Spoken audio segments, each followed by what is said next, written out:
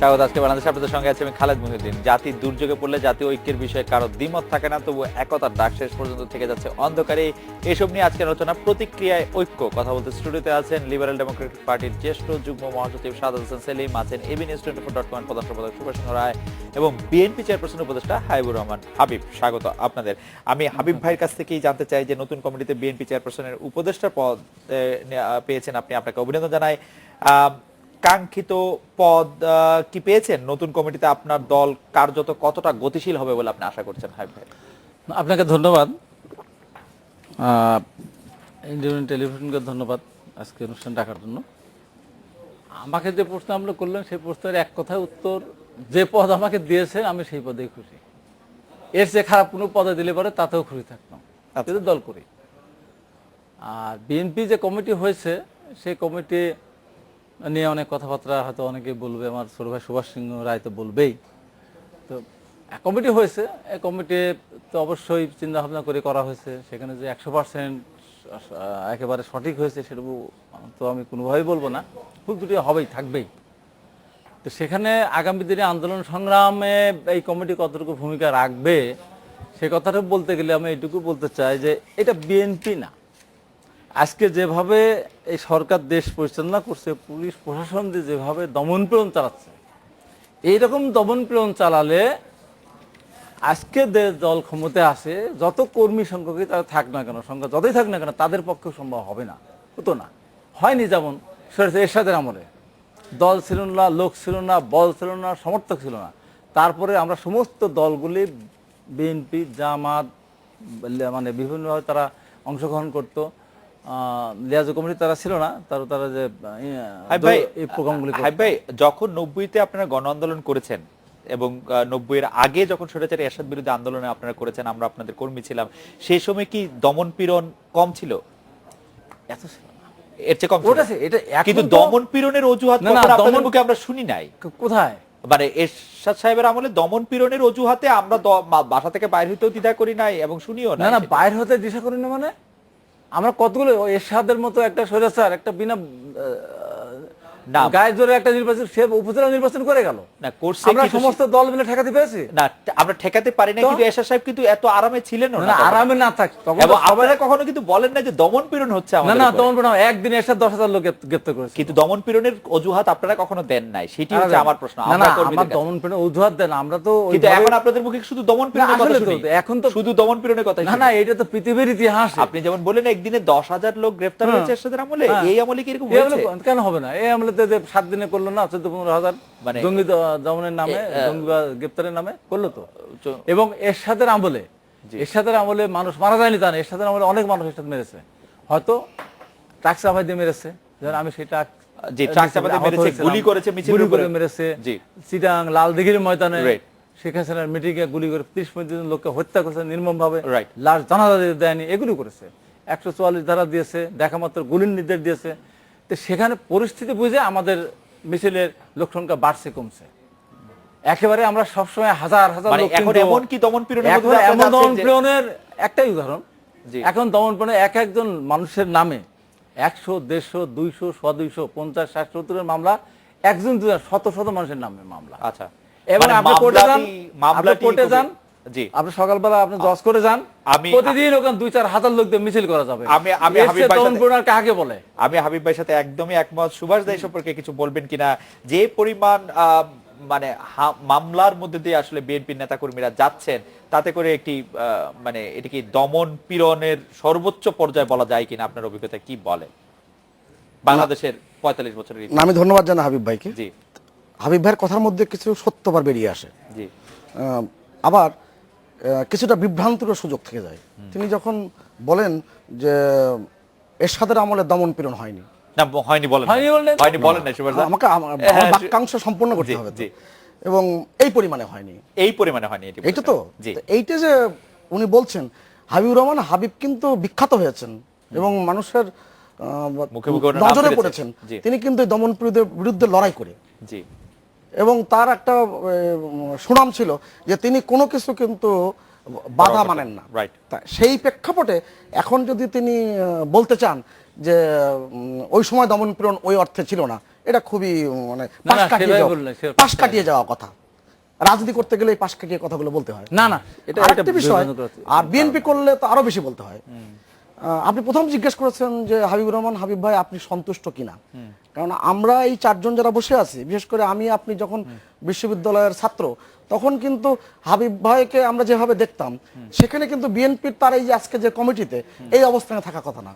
আর তিনি যে সন্তুষ্টির কথা বলছেন, আওয়ামী লীগের কমিটিতে থাকার কথা, সন্তুষ্টির এই পর্যায়ে থাকার কথা না। তিনি যে সন্তুষ্টির কথা বলছেন, এই সন্তুষ্টি কিন্তু তিনি যদি 91 সালে নির্বাচনের করেছিলেন, যে নির্বাচন করেছেন ঈশ্বর দিক থেকে, তার পরবর্তীতে তিনি যে রাজনীতিতে সক্রিয় ছিলেন এবং তাকে লক্ষ্য করে কিন্তু একটি রাজনৈতিক দলের অঙ্গ সংগঠন তৈরি হয়েছে। এই যে আমি যদি ইতিহাসগুলো বলি, আমার চেয়ে বেশি মনে হয় হাবিব ভাই সম্বন্ধে কেউ বলতে পারবে না। তা সেই প্রেক্ষাপটে হাবিব ভাই যদি ওখানে সন্তুষ্টি নিয়ে থাকতেন, তাহলে তখন রাজনৈতিক প্রেক্ষাপটটা কেমন হতো, এখন মনে হয় হাবিব ভাই সেটা ভাবতে চান না। এখন উনি তার অবস্থা এমন দাঁড়িয়েছে যে যা পায় তাতে সন্তুষ্ট থাকি। এবং ওই সচিব আগে ছিলেন না বলেই আপনি কিন্তু অসন্তুষ্টের কারণেই কিন্তু আপনি দল ত্যাগ করেছেন। এইটা না, সেটা আমি সুভাষদা এটি খুবই মানে খুবই মানে খুবই আমি বলবো যে খুবই আপনি আরেকটা জিনিস, আমি আক্রমণাত্মক কথা না, একেবারে আপনার এক ধরনের বন্দনাই আমরা করছি। আপনি একটা জিনিস লক্ষ্য করার বিষয় যে তিনি এই যে এখন বলছেন যে সুচিত্রা সেনকে যখন প্রথম পদ্মশ্রী উপাধি দেওয়া হলো, সকলেই ধারণা ছিল, যারা বাংলা ভাষাভাষী যারা স্বপ্ন দেখতেন সুচিত্রা সেনকে, উত্তম কুমারকে নিয়ে, সুচিত্রা সেন যখন পদ্মশ্রী পেলেন অনেক পরে, তাকে যখন পদ্মশ্রী দেওয়া হলো তিনি পদ্মশ্রী নেননি। তখন পদ্মশ্রীর যখন আনন্দবাজারের এক সাংবাদিক যে জিজ্ঞেস করলেন যে আপনি এই পদকটি নিলেন না কেন, রাষ্ট্রীয় একটা অনেক উচ্চমানের পদক। তা ভারতের পদকগুলোর শুরু হয় পদ্মশ্রী দিয়ে, পদ্মশ্রী, পদ্মবিভূষণ, ভারতরত্ন।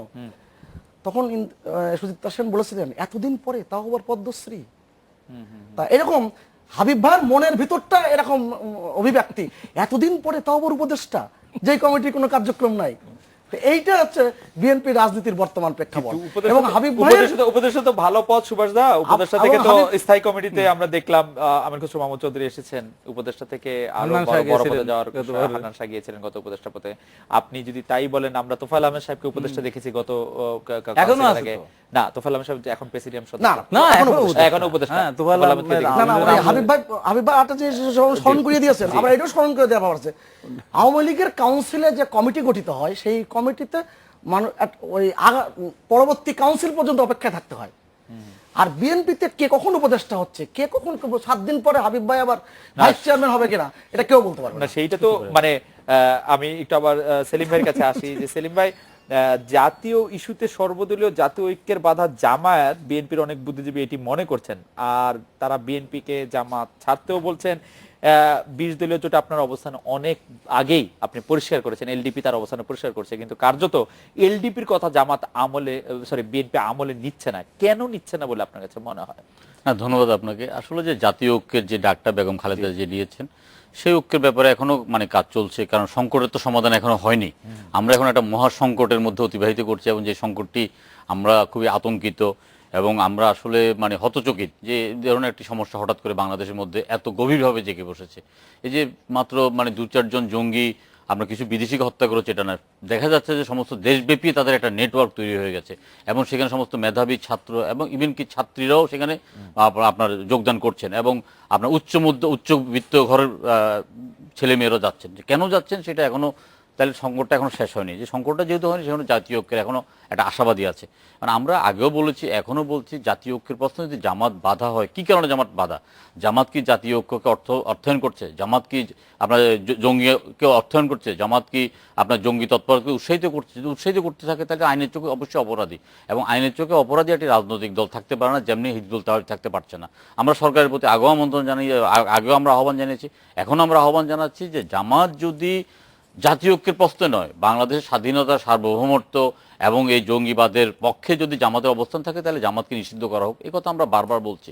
আর জাতীয় ঐক্যের ব্যাপারে যেটা 20 দলীয় ঐক্যজোট আছে, এর বাহিরে আহ্বান চলছে, এর বাহিরে কার্যক্রম চলছে, এর বাইরে যেসব রাজনৈতিক দল আছেন, ব্যক্তি আছেন, তাদেরকে অবশ্যই এই জাতীয় ঐক্যের মধ্যে একটি জাতীয় কনভেনশন ডেকে এদেরকে একত্রিত করাটা এইটুকু পর্যন্ত বক্তব্য পরিষ্কার, কিন্তু এলডিপির এত প্রাঞ্জল বক্তব্য বিএনপি নিচ্ছে না কেন, সেটি একটু জানতে চাইছিলাম। দেখুন এখানে মানে আমি যুক্তির ক্ষেত্রে কোনো অস্বচ্ছতা দেখছি না, এখানে কোনো গ্রে কোনো কিছু নাই, আসলে আমার কাছে সবই সাদা কালো। বিএনপি কেন বুঝছে না সেটা? এটা হাবিব ভাই বিএনপি চেয়ারপারসনের উপদেষ্টা আছে, ওনাকে অভিনন্দন জানাই। উনি একটা ভালো, অবশ্যই উনি একটা ভালো পদে গিয়েছেন এবং সেই পদ থেকে উনি আরো উচ্চস্তর পদে যাওয়ার মতো ওনার অবস্থান আছে। এই উত্তরটা উনি দিলে আমার মনে হয় আমার জন্য ভালো হয়। তাহলে আমার পরবর্তী প্রশ্নটা হচ্ছে যে কথাটির অবতারণা হাবিব ভাই করছিলেন, সেটি কি আপনি সঠিক মনে করেন যে আওয়ামী লীগ কি তার বিরোধী মতের, বিশেষ করে রাজনৈতিক বিরোধী মতের প্রতি খুবই খড়গহস্ত, খুবই সাংঘাতিক ভাবে হামলা মামলা দিয়ে পর্যটস্ত করতেছে, নাকি সেটা শুধু বিএনপির ক্ষেত্রে এলডিপির লোকেরা শান্তিতে আছে এরকম কিছু?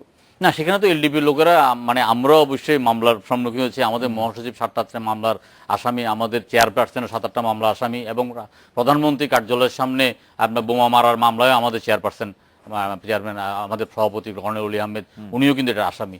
আর সরকার দমন পীড়ন যে শুধুমাত্র পুলিশ দিয়ে অথবা আপনার মামলা দিয়ে না, সর্বক্ষেত্রে এখানে যখন কথা বলার স্বাধীনতাটাও বিভিন্নভাবে আইন টাইন করে, এখন আমরা প্রতিটা কথা বলতে, প্রতিটা বাক্য ব্যয় করতে আমাদেরকে বিভিন্ন রকম চিন্তা ভাবনা করে কথা বলতে হবে। এখন কি আপনি চিন্তা ভাবনা করে বা হিসাব করে কথা বলছেন? না, অবশ্যই আপনি যখন আপনার কথা বলছি, এখানে একটা মানে আমার সেলফ সেন্সরশিপ যেটা, এটা আমার মধ্যে কাজ করছে, এবং আমি অন্তত কথা বলার ব্যাপারে আমি শুধু না, আমাদের মতো যারা এখন টক শোতে আমি একটু আপনাকে অনুরোধ করবো যে এই ফিলিংটা যাতে আপনি একটু এই প্রসঙ্গে কিছু বলেন। আপনি যখন বলবেন আপনি সেটা যদি বলেন যে সেলিম ভাইও যদি ভয় পেয়ে বা সেলফ সেন্সর করে কথা বলেন, তাহলে এটা তো একটু ভয়ঙ্কর। না দেখুন, আমি গত 18 মাস যাবত কোনো টক শোতে আসিনি। এখন যে আসছে, আমার পরিবার অসংখ্য আতঙ্কিত, আমার পরিবার, বন্ধু বান্ধব, আমার সুবর্ণদী যারা মানা করছে যে কেন, কি দরকার। তারপর আমি মনে করি যে আসলে সংকটকালীন সময় কিছু বক্তব্য দিতে হবে। মানে এটাকে সংকটকালীন সময় মনে করতে অবশ্যই এখন এটা অবশ্যই একটা সংকটকাল। আপনি দেখেন কদিন আগে 4 জন ছাত্রী গ্রেপ্তার হয়েছেন, তার মধ্যে একজন মেডিকেল স্টুডেন্ট, 3 জন কিন্তু বিশ্ববিদ্যালয় মেধাবী ছাত্রী। তাহলে এই যে একটা সংকটের মধ্যে আমরা যাচ্ছি, মানে মেধাবী এবং মানে অবস্থাপন্ন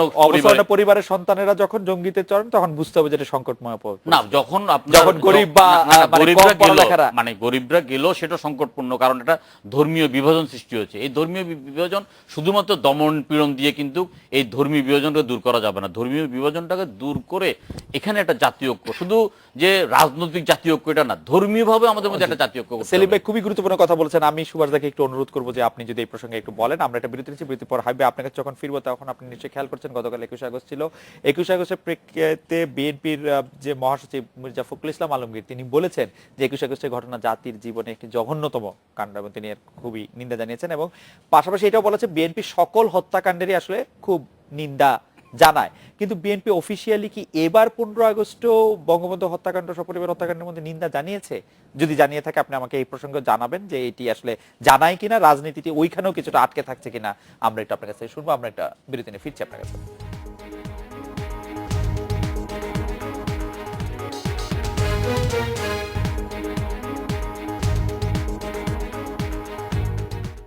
ফিরে এলাম আজকের বাংলাদেশে। হাবিব ভাই, খুব দ্রুত যদি একটু বলতেন যে 21 আগস্টের হত্যাকাণ্ডকে যেভাবে রাজনৈতিক ইতিহাসের, বাংলাদেশ রাজনীতিতে সবচেয়ে কলঙ্কজনক হিসেবে বিভিন্ন মানুষের বর্ণনা করছেন, 15 আগস্টের ক্ষেত্রে আমরা এরকম একটা পেতে পারতাম কিনা, সেটি জাতীয় ঐক্যকে কাছাকাছি নিয়ে আসতো কিনা?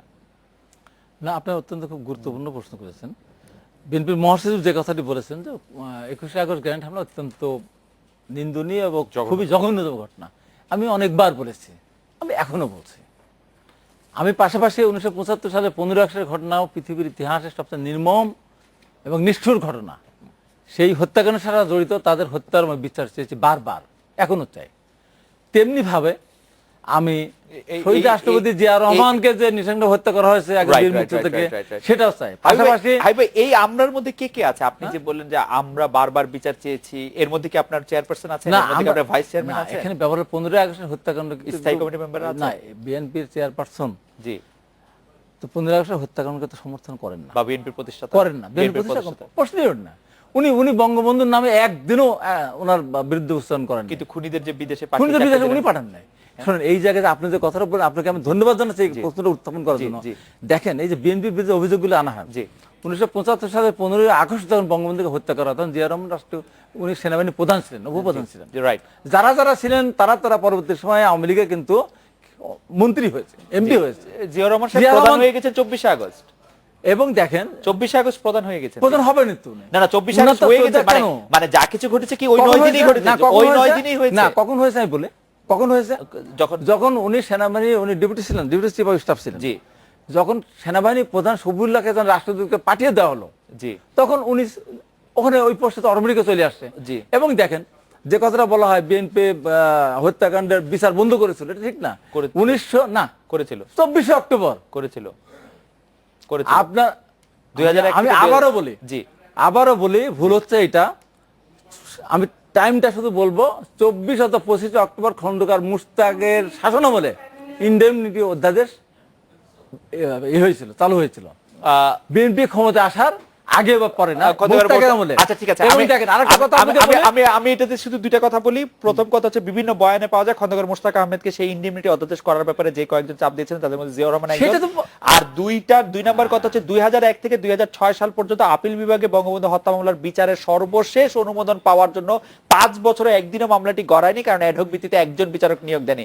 ব্যারিস্টার মওদুদ আহমেদ তার লেখায় আপনি পড়ে দেখবেন, আমি বইয়ের পৃষ্ঠা নম্বর সহ উল্লেখ করে দিতে পারি, যে তিনি বলেছেন আমি বারবার সেটি উল্লেখ করেছি কিন্তু আমি বিচার করতে পারি। আপনি আরেকটা সুন্দর কথা, 2001 থেকে 2006 সাল পর্যন্ত 5 বছরে একদিন বিচার হয়। আপনি একটা সুন্দর আমাকে বলার একটা সুযোগ করে দিলেন, সেটা হলো যে জিয়াউর রহমান যেমন ইন্ডেমনিটি অধ্যাদেশ জারি করেন নাই, চাপ দিয়ে থাকে, সেসব ক্ষমতায় ছিল কারা? আওয়ামী লীগের এমপিরা মন্ত্রী হয়ে ক্ষমতায় ছিল। আপনি তো ছাত্রলীগের সভাপতি, আপনাকে কি এখন আপনার দায়িত্ব ছাত্রলীগের উপর আমাদের দায়িত্ব পালন করেছি তো? আপনার দায়িত্বের ভার এই ছাত্রলীগের উপর দেন না, সেটা না। কেন না? আমি বলি যে খন্দকার মুশতাক যখন সরকার গঠন করেছে সেখানে বিএনপি তখন জন্ম হয়নি, বিএনপিও ছিল না, জামাত শিবিরও ছিল না, ন্যাপ কমিউনিস্ট পার্টি জাসদও ছিল না, পিওর আওয়ামী লীগের যারা এমপি ছিল তাদেরকে নিয়ে উনি মন্ত্রিসভা গঠন করেছিলেন, এবং সেই মন্ত্রিসভায় সেই তখন ইন্ডিয়ান হয়েছে। এবং তারপর একটা কথায় কথা বলা হয় যে রেডিও আপনি এটি কিছু বলবেন না, ইন্ডিপেন্ডেন্ট অধ্যাদেশকে যে পঞ্চম সংশোধনীর মাধ্যমে যে সংবিধানের অংশ করা হয়েছিল, এটা শুধু জিয়াউর রহমান, এটা যত মার্শাল আসার পরে যতগুলো অধ্যাদেশ জারি হয়, সংসদ যখন হয় তখন অধিকাংশ সেগুলিকে যে কথাটা বলা হয় যে রেডিও বাংলাদেশ বেতার সে কখন গেল মুশতাক ক্ষমতার সঙ্গে সঙ্গে। তারপর মুশতাক আওয়ামী লীগের একদম প্রতিষ্ঠাকালীন সময় থেকে নেতা ছিল, এবং স্বাধীন বাংলাদেশ সরকারের উনি অন্যতম একজন গুরুত্বপূর্ণ দায়িত্ব উনি পালন করেছেন। তারপরে আমরা আসলে এটা নিয়ে তর্কে যাওয়ার দরকার। আর শেষ কথা আপনাকে এই প্রসঙ্গে যে কথাটা বলতে চাচ্ছি, তার মানে সেটা হলো যে এই যে 2001 সাল থেকে 6 সাল পর্যন্ত আটকে রেখেছিল।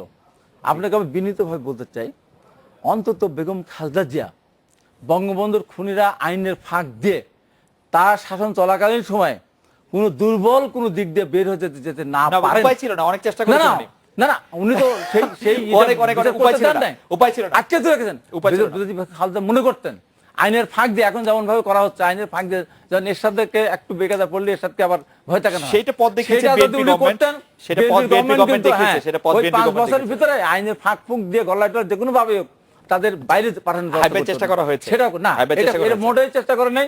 এবং আরেকটা আপনাকে ইনফরমেশন দেই যে 1991 সালে বিএনপি ক্ষমতা আসার পরে এই যে ফ্রিডম পার্টির যে অত্যাচার নির্যাতন এবং যে তাদের যে ভয়াবহ যে তাণ্ডব ছিল, সেটা কিন্তু বিএনপির এই 5 বছর, এবং সেটা পুরস্কার হিসেবে তাকে বিরোধী দলের নেতা করা হয়েছে। সেটা তো পরে যখন নির্বাচন কেউ যায় না তখন, কিন্তু 5 বছরে আমাকে খুবই আপনার একটা প্রতিপক্ষের অবস্থা নিতে হয়েছে। আপনি আমি আপনার দলটি আমার তার চেয়ে বেশি প্রিয়, আপনি প্রতিপক্ষ বললে আমি খুশি হব।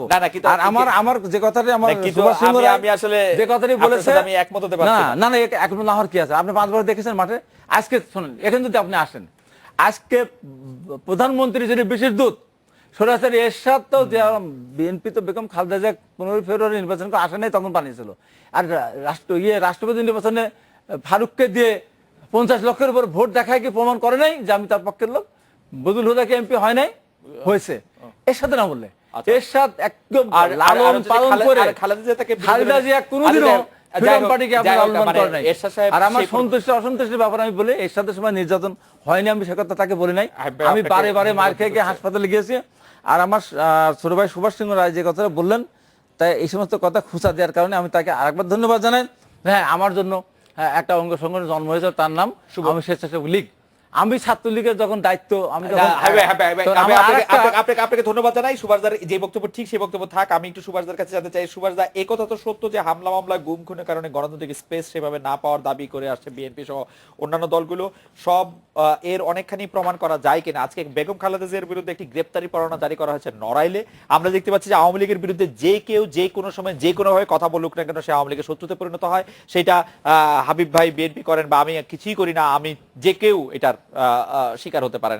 এবং একটি দম বন্ধ করা, যেটি সেলিম ভাই বলছিলেন যে তিনি কথা বলার সময় হিসাব করে বলছেন, আমি কথা বলার সময় কখন থেকে হিসাব করে কথা হয়তো বলতেই হবে, এই ব্যাপারটা আপনি কিরকম করে দেখেন? না, অনেকগুলো প্রসঙ্গ। জি প্লিজ। তার চেয়ে বড় প্রসঙ্গ যেটা আমি বলি, হাবিব ভাই যখন এই বিষয়ে 15 আগস্ট বঙ্গবন্ধু 21 আগস্ট নিয়ে কথা বলেন, তখন কিন্তু আমার খুব কষ্ট হয় কারণে আমি এটা অনুরোধ করতে পারি যে হাবিব ভাইকে, হাবিব ভাইয়ের প্রতি আপনি অবসেস, হাবিব ভাই আপনার নেতা ছিলেন, আপনি হাবিব ভাইকে না ধরে আপনি বিএনপিকে ধরে আমার একেবারে ভগ্নাংশ, কথার ভগ্নাংশ এটা।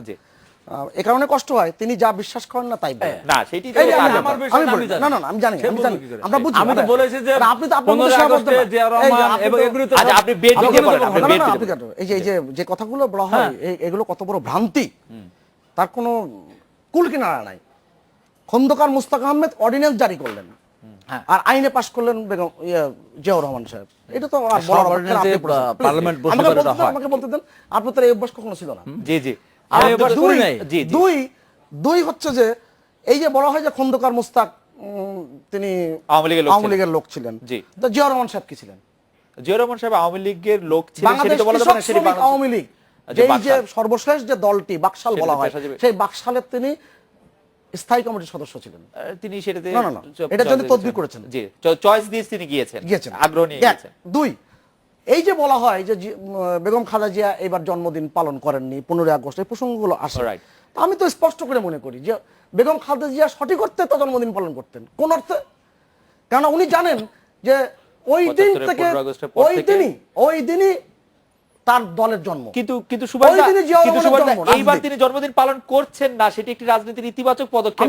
সেটিকেও আমি ওইভাবে ব্যাখ্যা করছি না, আমি আগেও বলেছি কেন বেগম খালেদা জিয়া যে 15 আগস্ট জন্মদিন পালন করতেন, তার মর্মার্থ এটাই যে ওই দিন শুধু তার জন্মদিন না, তার স্বামী জিয়াউর রহমানের জন্মদিন, তার দল বিএনপির জন্মদিন। কারণ বঙ্গবন্ধু হত্যাকাণ্ডের মধ্যে দিয়ে বিএনপির পথ চলা শুরু, এটাই জন্ম। কিন্তু সেটা তো জিয়াউর রহমান সাহেবের আমলে কখনো এটি প্রকাশ হয়নি। আপনি যদি ওইভাবে বলেন, আমার তো ব্যাখ্যা করতে সময় লাগবে। বলা হয় যে জিয়াউর রহমান সাহেব বহুদলীয় গণতন্ত্রের প্রবর্তন করেছেন, ফিরিয়ে এনেছিলেন, বলা হয় প্রবর্তন না, ফিরিয়ে এনেছেন। এটা কে এনেছিলেন? যদি ওই অর্থে আপনি যদি কেতাবে দেখেন, 20 আগস্ট খন্দকার মুস্তাক তিনি অর্ডিন্যান্স জারি করলেন, যে কারণে বাকশালের সমস্ত কর্মকাণ্ড স্থগিত হয়ে গেল, বাতিল হয়ে গেল।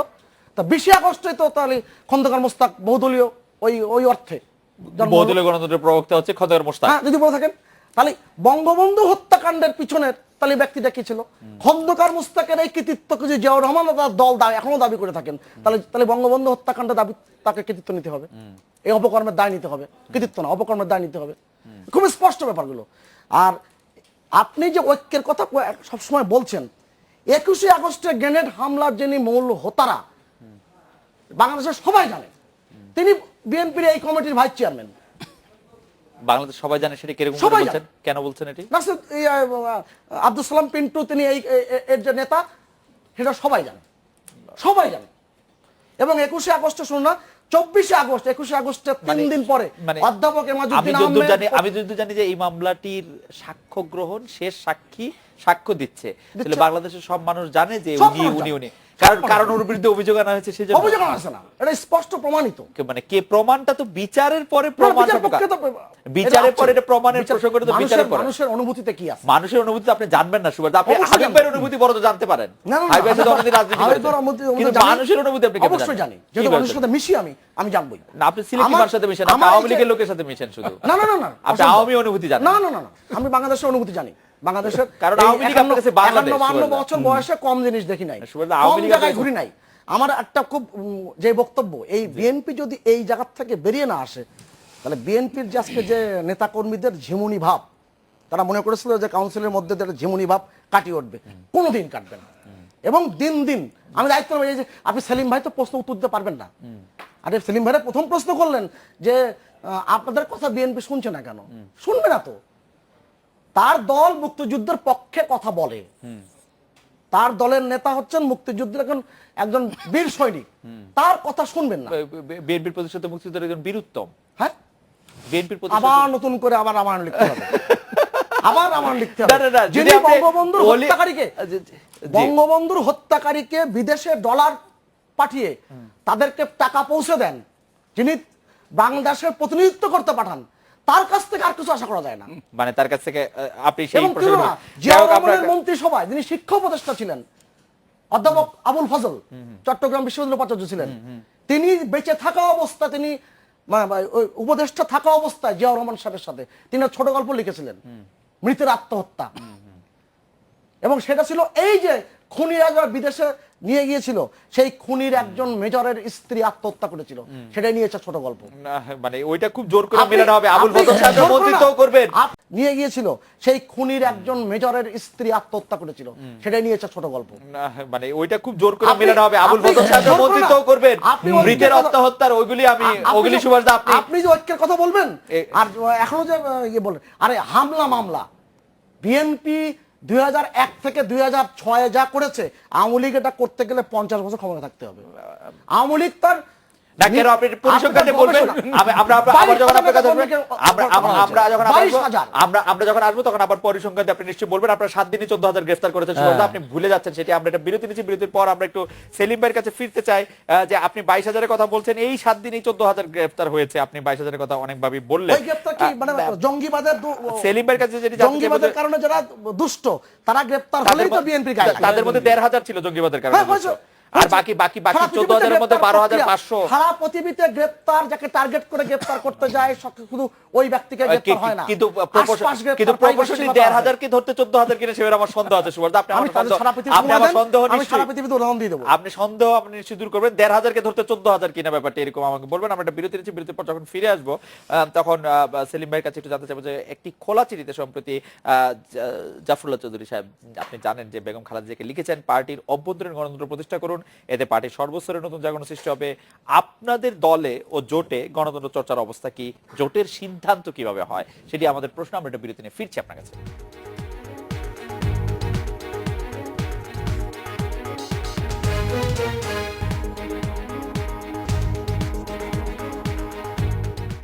আজকের বাংলাদেশে জনাব সাদত হোসেন সেলিম, আপনাকে জানতে চাইছিলাম যে আপনার দলীয় জোটে গণতন্ত্র চর্চার অবস্থা কি, জোটের সিদ্ধান্ত কিভাবে হয়। সম্প্রতি জাফরুল্লাহ চৌধুরী সাহেব একটি চিঠিতে দলের ভিতর গণতন্ত্র প্রতিষ্ঠা করার জন্য বেগম জিয়াকে একটি চিঠি দিয়েছেন, আপনার পর্যবেক্ষণ। দেখুন, আমাদের দলের বয়স প্রায় 9 বছর হতে চললো, 10 বছরের মতো। এই 10 বছরের মধ্যে প্রতি 3 বছরে আমরা কিন্তু যথাসময়ে কাউন্সিলটা করেছি, প্রত্যেকটা কাউন্সিল করেছি। আমাদের কোনো কাউন্সিল কখনো ডিও হয়নি, এবং কাউন্সিলের মধ্যেই কিন্তু আমরা পূর্ণাঙ্গ কমিটি, আমাদের 101 জনের কমিটি, এই কমিটি আমরা ঘোষণা করেছি। আমাদের দলের মধ্যে দল ছোট হতে পারে, কিন্তু দলের মধ্যে গণতান্ত্রিক চর্চা আছে, এবং আমরা আমাদের যে কোনো সিদ্ধান্ত প্রেসিডিয়ামে আমাদের আছে একটা প্রেসিডিয়ামে আমাদের দলের সিদ্ধান্ত নেয়, আমরা সেভাবে আমাদের সাংগঠনিক কর্মকাণ্ড পরিচালনা করি। 20 দলীয় জোটের কিছু কিছু মিটিংয়ে উপস্থিত থাকার আমি থেকেছি, সেখানে আসলে 20 দলের নেতারাই বক্তব্য রাখেন। বেগম জিয়া সবাই বক্তব্য শোনার পরে তিনি হয়তো সবার বক্তব্য শোনার পরে তিনি একটা সিদ্ধান্ত দেন, অথবা তিনি তার সবার বক্তব্যের আলোকেই তিনি একটা সিদ্ধান্ত গ্রহণ করেন। 20 দলে ঠিক সেই একইভাবে এভাবেই আপনার সাধারণত সিদ্ধান্তগুলো হয়ে থাকে, যখন যে সমস্যা, যে কোনো সংকট নিয়ে মিটিং ডাকা হয়, এবং সেই মিটিংয়ে কিন্তু তিনি 2 ঘন্টা, 3 ঘন্টা, 4 ঘন্টা পর্যন্ত তিনি প্রত্যেকজন নেতার, তার গুরুত্ব যতই থাকুক না কেন, তার দলের অবস্থান যেই থাকুক না কেন, সমানভাবে কথা বলতে পারেন। এটা 20 দলের মধ্যে আছে। আর আপনি যেটা বলেন, ডক্টর জাফরুল্লাহ চৌধুরী একজন খোলা চিঠি দিয়েছেন, হ্যাঁ, এটা বেশ আলোচনার মধ্যে এসছে, খোলা চিঠি দিয়েছেন। আমার কথা হলো যে বেগম খালেদা জিয়ার সাথে তিনি সরাসরি কথা বলতে পারেন এবং কথা বলছেন। উনি এই কথাগুলো লিখিত আকারে শুধু বেগম জিয়াকে দিলেও একটা ভালো হতো, খোলা চিঠি এইভাবে না দিয়ে। আবার দ্বিতীয়ত আরও একটা কথা বলি, খোলা চিঠিতে উনি যে কিছু ব্যক্তির নাম উল্লেখ করেছেন এবং সেই ব্যক্তিগুলো বলেছেন তারা বিব্রত হয়েছেন। আমি এটা বলতাম যে উনি উনি বেগম জিয়াকে খোলা চিঠি দেওয়ার অধিকার উনি রাখেন, একজন নাগরিক হিসাবে, একজন সমর্থক হিসাবে প্রেসার ক্রিয়েট করতে, কারণ ওনার কথা বেগম জিয়া শুনছেন না। উনি অনেক দিন ধরে মানে সামনাসামনি বলেছেন, আড়ালে বলেছেন, গোপনে বলেছেন। উনি আমাদের অনেকগুলো মিটিং এর মধ্যে উনি কথাগুলো বলেছেন। হ্যাঁ, ওনার কথাগুলোর মধ্যে আমরা গ্রহণ করার মতো অনেক কিছু আছে। ওনার বক্তব্য গ্রহণ করলে দল উপকৃত হবে, দেশ উপকৃত হবে, জাতি উপকৃত হবে, ব্যক্তিগত আমি বিশ্বাস করি এই কথাটা। এবং বিএনপি পরিচালনার ক্ষেত্রে বিএনপিকে আরো গতানুগতিক বাইরে আরো গতিশীল নেতৃত্ব প্রতিষ্ঠা করতে হবে বলে আমি মনে করি। সেলিম ভাই, আমার আরেকটা প্রশ্ন আছে, আপনি যদি একটু চট করে বলতেন যে আপনি গতিশীলতার কথা বলছেন, গ্যাসের দাম বৃদ্ধি বছরের প্রতিবাদ, রামপাল বিদ্যুৎ কেন্দ্র, জগন্নাথ বিশ্ববিদ্যালয় এবং নানা বিষয়ে সরকারের সমালোচনা করা হচ্ছে, মাঠে নেমে আন্দোলন করছে বামপন্থী রাজনৈতিক দলগুলো, অনেক সংগঠন, আপনারা এসব বিষয়ে চুপ থাকছেন কেন? আবার গণতান্ত্রিক অধিকার না থাকার দাবি করছেন কোন যুক্তিতে? না দেখুন, গ্যাসের মূল্য বৃদ্ধির যে প্রস্তাবের সাথে সাথে তো বিএনপির পক্ষ থেকে কিন্তু সাংবাদিক সম্মেলন ডেকে মানা করা হয়েছে যে গ্যাসের মূল্য বৃদ্ধির কোনো যৌক্তিকতা নাই। গ্যাসের মূল্য বৃদ্ধি পেলে এটা সাধারণ জনগণ এটাতে আপনার ক্ষতিগ্রস্ত হবে, শিল্প কলকারখানা ক্ষতিগ্রস্ত হবে, এবং এই বলা হয়েছে গ্যাসের মূল্য বৃদ্ধির সিদ্ধান্ত নিলে সাথে সাথে হরতাল ডাকা হবে। এটা কিন্তু প্রতিদিন যে ব্রিফিংটা করা সেই ব্রিফিং এরই মতো না, সেটা তো আপনার এই গ্যাসের মূল্য বৃদ্ধির প্রেক্ষিতে কিন্তু স্পেসিফিকলি বলা হয়েছে যে গ্যাসের মূল্য বৃদ্ধি করলে বিএনপি আন্দোলন করবে, হরতাল করবে। এখন দেখেন, আন্দোলন অথবা হরতালের স্থরাই পড়া করছে সরকার, সিদ্ধান্ত যেটা সেটা বাস্তবায়ন করে ফেলছে। যখন সিদ্ধান্ত নিয়েছে আমরা যতটাই প্রতিবাদ করি গ্যাসের দাম কিন্তু বৃদ্ধি হবে। রামপাল বিদ্যুৎ কেন্দ্রের কিন্তু আপনার ক্ষয়ক্ষতি নিয়ে বিএনপি কথা বলছে এবং অন্যরা কথা বলছে। অচিরেই বেগম খালেদা জিয়া মানে হজে যাওয়ার আগেই এই ব্যাপারে বিশেষ করে রামপালের ইস্যু নিয়ে তিনি একটি সাংবাদিক সম্মেলনে আর তারা ওনার সুনির্দিষ্টভাবে উনি ওনার বক্তব্য পেশ করবেন। হাবিব, আমরা একটা বিরতি নিচ্ছি। আমি সেলিম ভাইকে যে প্রশ্নটি আগে করেছিলাম সেই প্রশ্ন দিয়ে শুরু করতে চাই যে সম্প্রতি আপনাদের চেয়ারপারসনকে লেখা খোলা চিঠিতে বেগম জিয়াকে বিভিন্ন পেশায় প্রতিষ্ঠিত ব্যক্তিদের বিএনপির কমিটিগুলিতে কোঅপ্ট করার পরামর্শ দিয়েছেন ডক্টর জাফরুল্লাহ চৌধুরী, আপনি নিশ্চয়ই অবগত আছেন। তার এই পরামর্শ আপনারা কিভাবে দেখছেন? দলের ভিতরে বাইরে এই নিয়ে আলোচনা কিরকম সেটা আমাদের সাথে শেয়ার করবেন কিনা সেটি যদি আমাদের একটু বলেন। আমরা একটা বিরতি নিয়ে ফিরছি আপনার কাছে।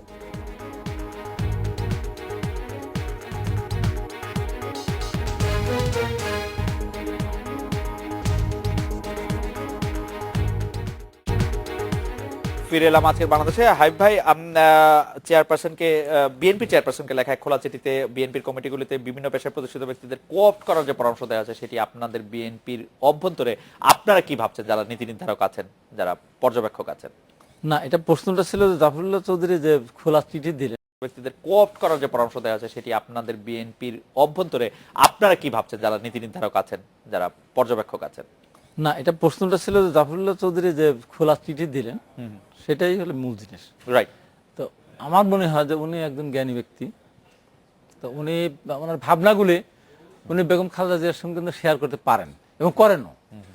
আমি যদি আপনার সাথে সরাসরি কথা বলতে পারি তাহলে আমার আরেকজনের মাধ্যম লাগে না, এই পেশেন্টে হবে না। তো আমি যদি আপনাকে বোঝাতে সক্ষম না হয় কথা বলে আমি পত্রিকা দিয়ে আপনাকে বিব্রত করে আমি কিভাবে শোনাবো? এটা অনেকটা প্রক্রিয়া আছে এখন, যেমন ফেসবুকে আমার সাথে আমার স্ত্রী ডাইরেক্ট কথা না বলে ফেসবুকে বলে একটা কিছু লাগে না, সেটা বলুক, কিন্তু আমার মনে হয় যে উনি উনি উনি বলে ওই জিনিসটা হলে ওটা ভালো হতো। আর একটা জিনিস হলো কি, যে কথাটা আমার সুভাষ সিং অনেকগুলি কথা বলছেন, তারেক রহমানকে গ্রেনেড হামলার সাথে জড়িত করেছেন।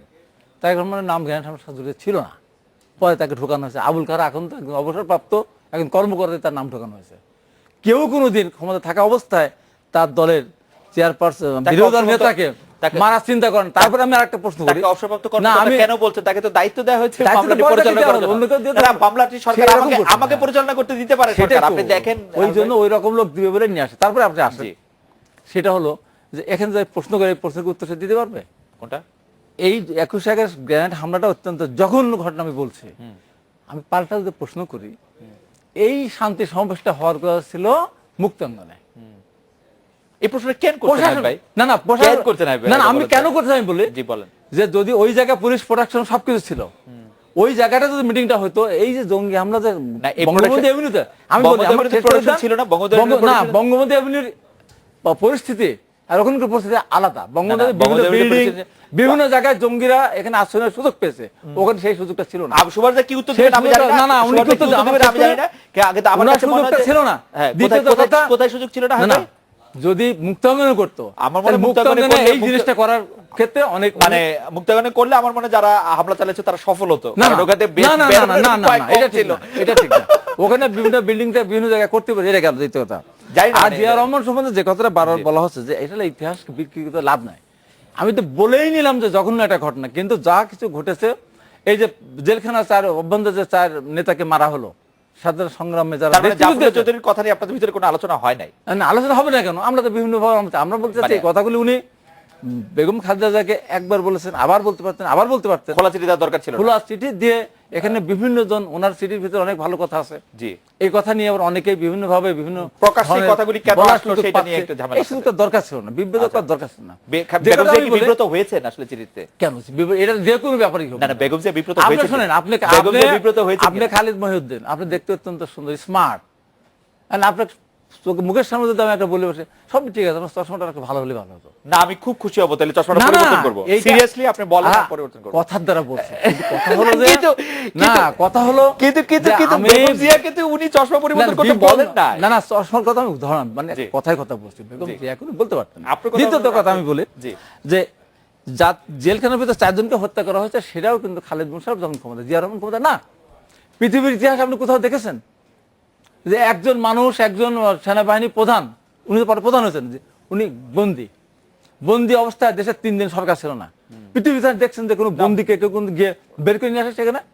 জিয়া রহমানের যদি সেই যে সেনাবাহিনীর ভিতরে তার সেই ভালোবাসা, শ্রদ্ধাবোধ, তারপর নেতৃত্ব আস্থা না থাকতো, ওই বন্দিত্বের দশা থেকে তো তার মরে যাওয়ার কথা। আমার মনে হয় যে আজকে এই জিনিসগুলো নিয়ে একজন অবসরপ্রাপ্ত এই কর্মকর্তা তাকে বের জিনিসগুলো করে নিয়ে নিয়ে আসে, ক্ষেত্রে নেতৃত্ব দিয়েছেন না কর্নেল না, তাহের। এটা কারা গেছে? একজন কারা অবসরপ্রাপ্ত গেছে? একজন অবসরপ্রাপ্ত, এইটাই তো আওয়ামী লীগের সবচেয়ে বড় ভ্রান্তি।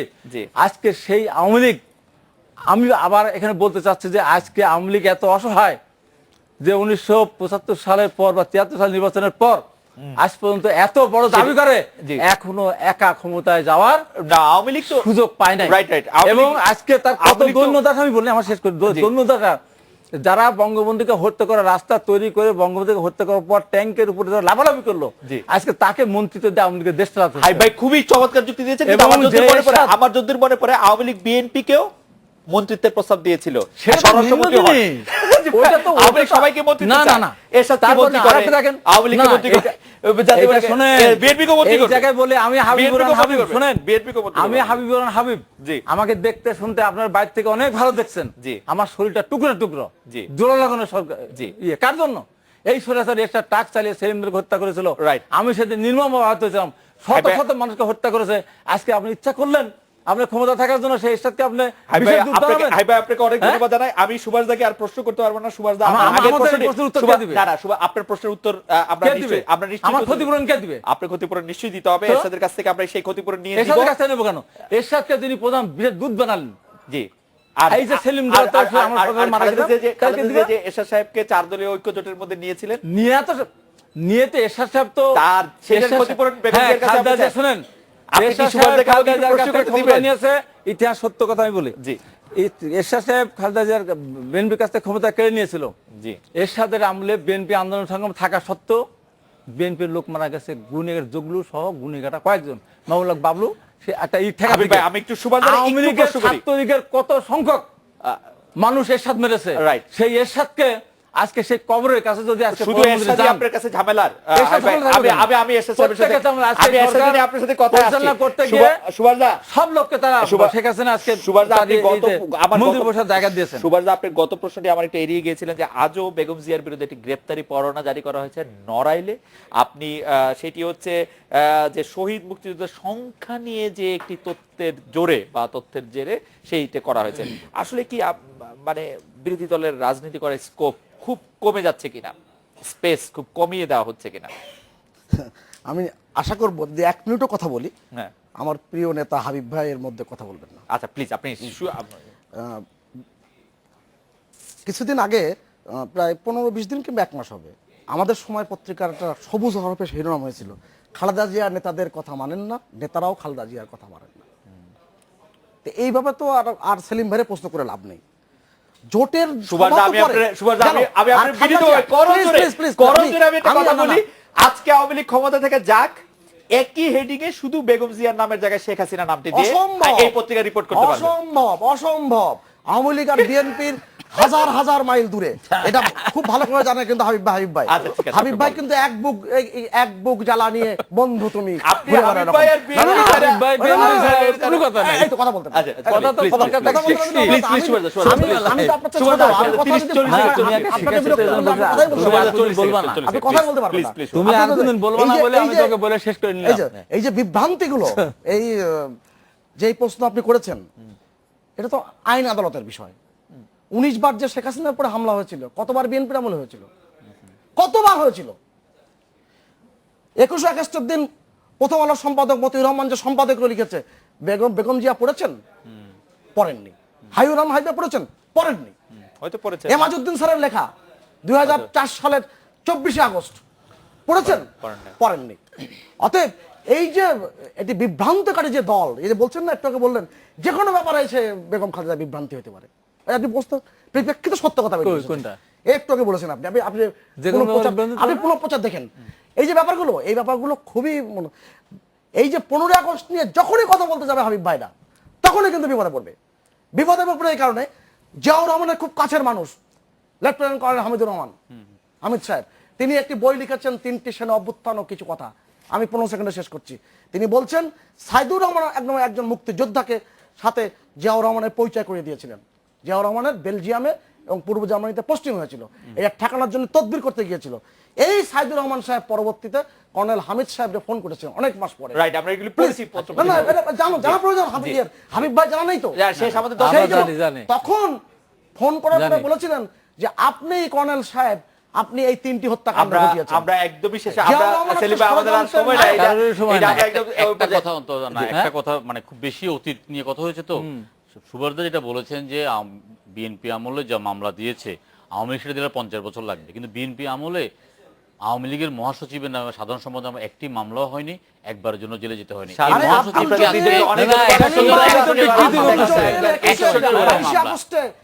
রাস্তায় ঘুরেছেন মামলা দেওয়ার জন্য।